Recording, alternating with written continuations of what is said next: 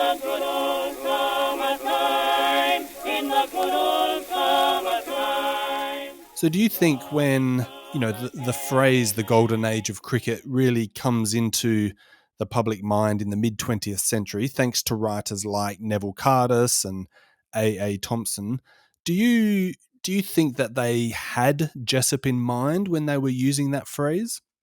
Oh yeah, I should think so. Jessop and Trumper, people like that.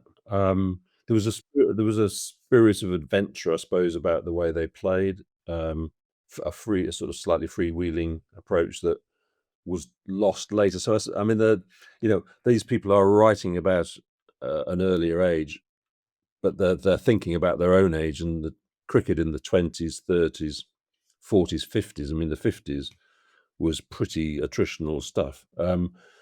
The golden age was a vanished age by that point. It was hard to imagine, how it had ever happened because it was so different from the cricket that was being played by the 50s. I mean, Cardus wrote an essay in the 50s about Jessop, and at the time he was writing, the scoring rate in Test cricket was like 2 runs and over. It's unimaginably slow now. Mm. So yeah, he was talking about a vanished age and with longing really, and some regret that it wasn't still around. So yeah, it's partly a reflection of the time he was living in when he wrote it, and there was a lot of that going on. Thomson, similar sort of thing, really. But yeah, cricket became far more attritional. It was being the old amateur players died out. Really, they couldn't afford to play. They wanted to be paid.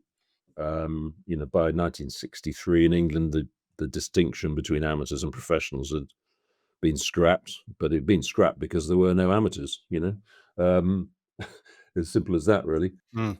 And people were playing for the places, and they had a living to make, and they weren't going to chuck their wicket away trying to slog sweep anyone anywhere. Really, it was a different mindset, and cricket only really regained its spirit of adventure with one-day cricket in the 60s.